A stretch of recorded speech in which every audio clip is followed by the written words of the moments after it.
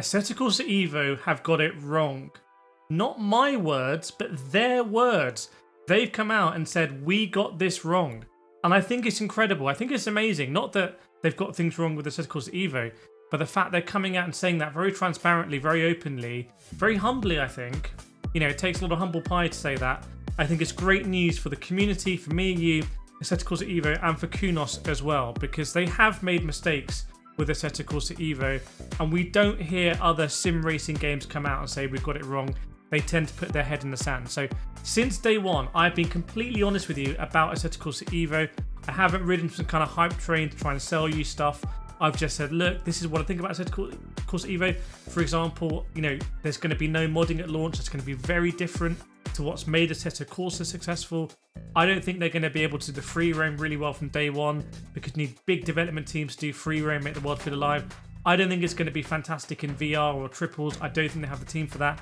I don't think they're going to have the team from day one to kind of have a really fleshed out career mode and all these things we expect from, say, Gran Turismo or Forza. Or don't even really get don't even get a career mode in Gran Turismo or Forza these days. So anyway, they've come out and said we made mistakes. I'm going to let you know honestly what they're doing to fix it, and whether they are really listening to the community like you and me, or whether they're just kind of saying it. So we're going to have a look here.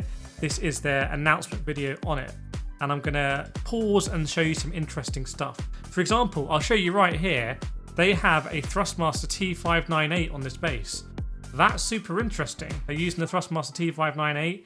That maybe shows where they see their target audience for the game, and it ain't some kind of Asetec or Simucube or whatever at the top end. It's a real entry-level DD. There's some other interesting stuff in this room as well, and I've been using the T598 on Assetto Corsa EVO. We got it wrong. We got it wrong. Very refreshing to hear that. By the way, but it can be a good thing when developers are willing to listen. It can be, if they are actually listening, which we're going to find out. That wheel there, you see the ADAC EVO one, that's the rim that I used to play Assetto Corsa EVO on its debut in Germany. So pretty cool to see that for me. And we do. This is not how we usually start our keynote. And interestingly, that's the Ferrari SF1000 wheel there. That's not the thrust.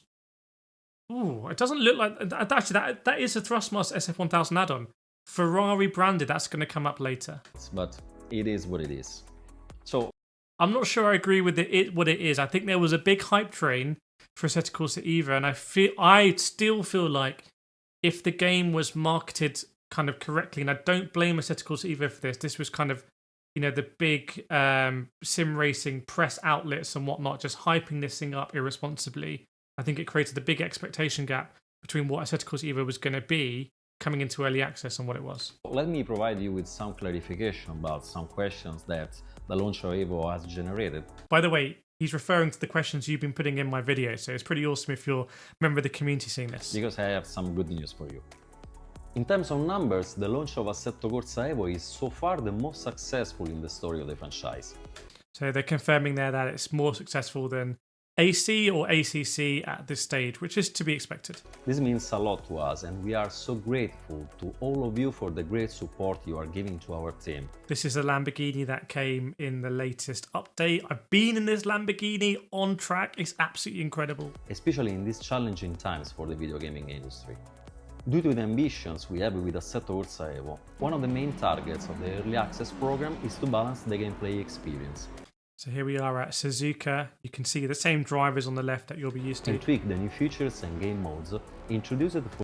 You're talking about game modes. This is a very basic game mode. Driver Academy is super basic.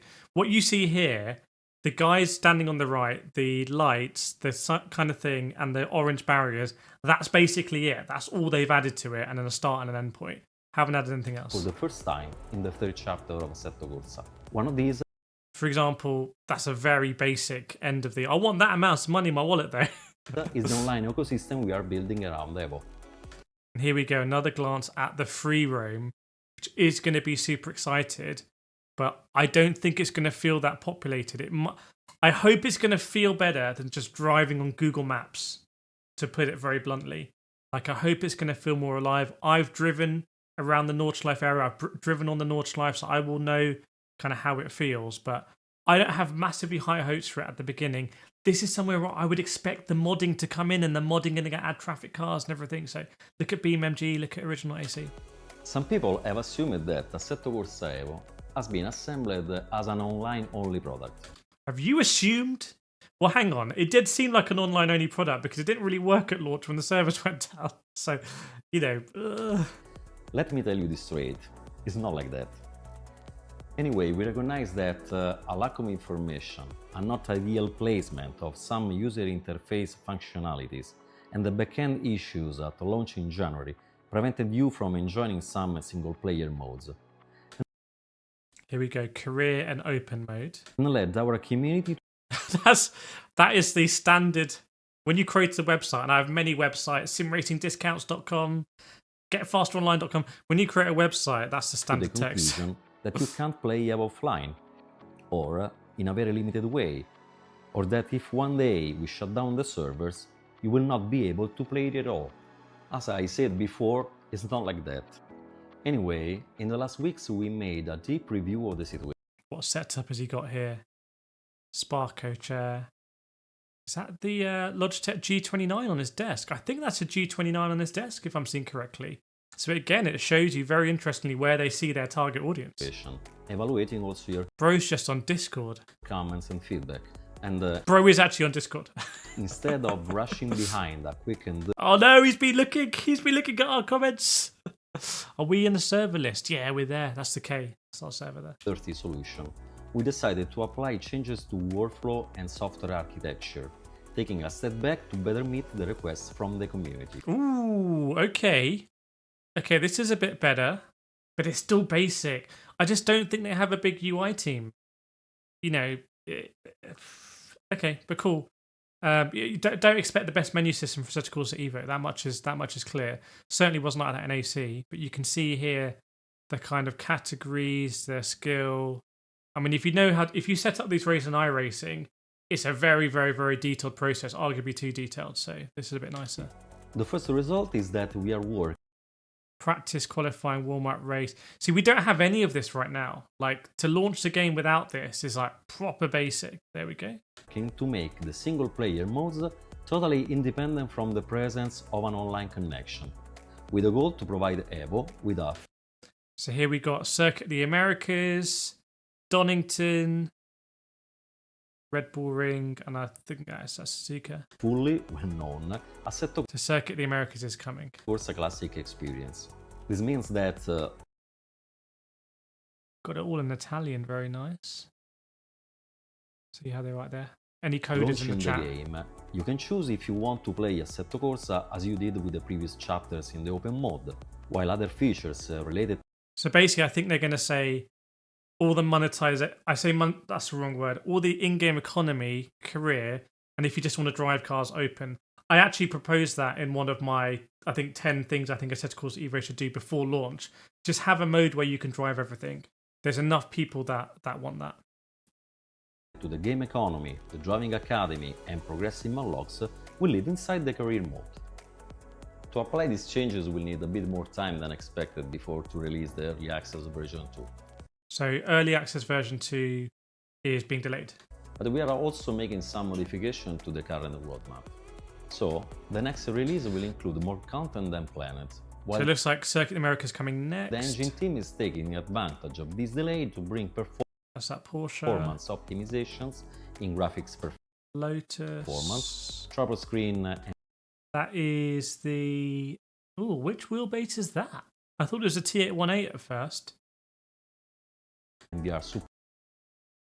I'm not sure from that angle.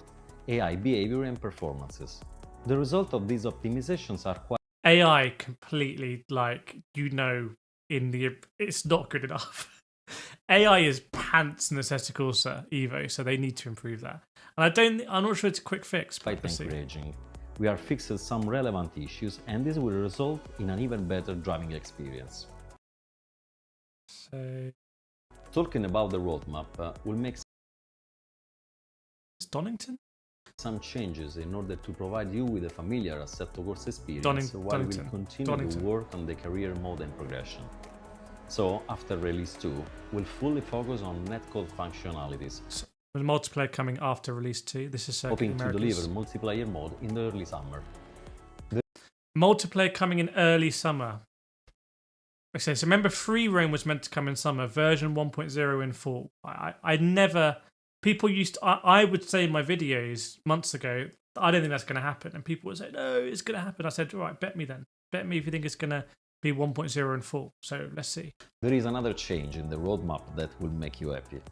Even if the modding functionalities were expected to be shared and delivered after the 1.0 release of Assetto Corsa EVO, we are now. So modding is going to be enabled earlier. Big U-turn here. I made a very controversial video where I said, Assetto Corsa EVO, you are making a mistake. You need to change this. And that was one of the most controversial videos I've ever done. I've made some controversial videos. And they've listened. Now planning to release modding tools during the early access modding tools during early access program, in order to test it properly with the. Remember, they said they want to approve the mods, and I think essentially kind of share in the monetization of the mods. So that's a secondary question. Goal to improve and finalize it before the 1.0 release. We can't wait to see how the modding community will express its talent. I see this. I'm going to be completely honest with you, and I really like the team here, and I think I really want EVO to be successful. I think they were a little bit too arrogant and, for lack of a better word, and said, we don't need the mods for Assetto Corsa EVO. We're going to do it ourselves, and we're going to get more of the revenue. Because modders in Assetto Corsa are paid, they have patrons, etc.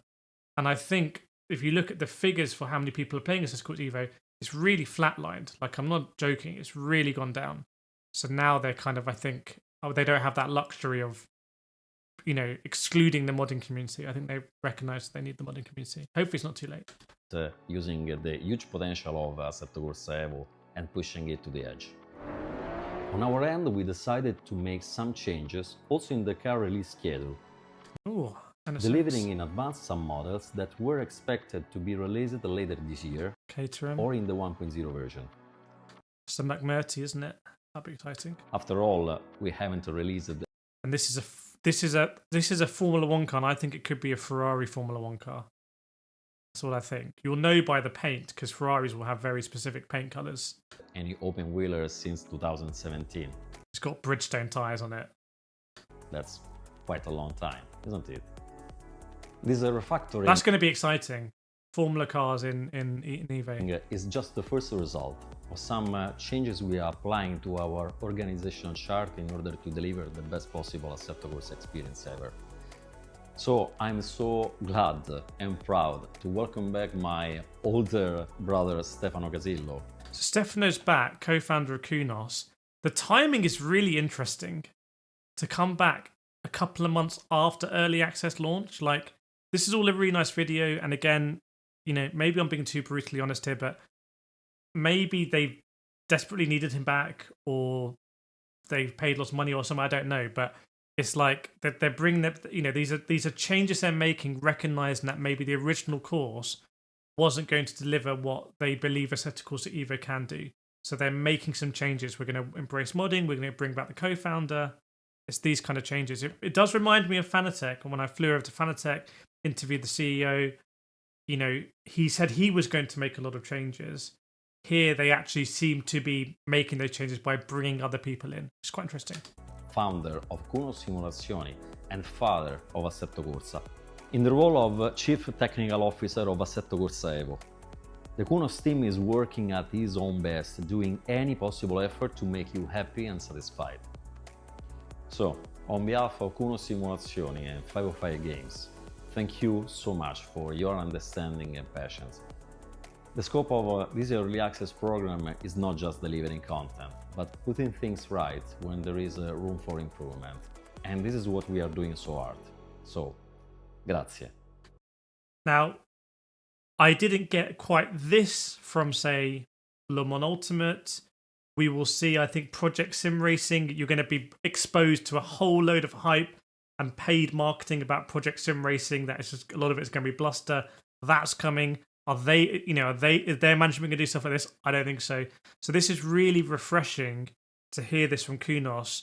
I really feel Kunos are listening to you, actually. They're not just listening to YouTubers who, let's face it, are out of touch. Let's be honest.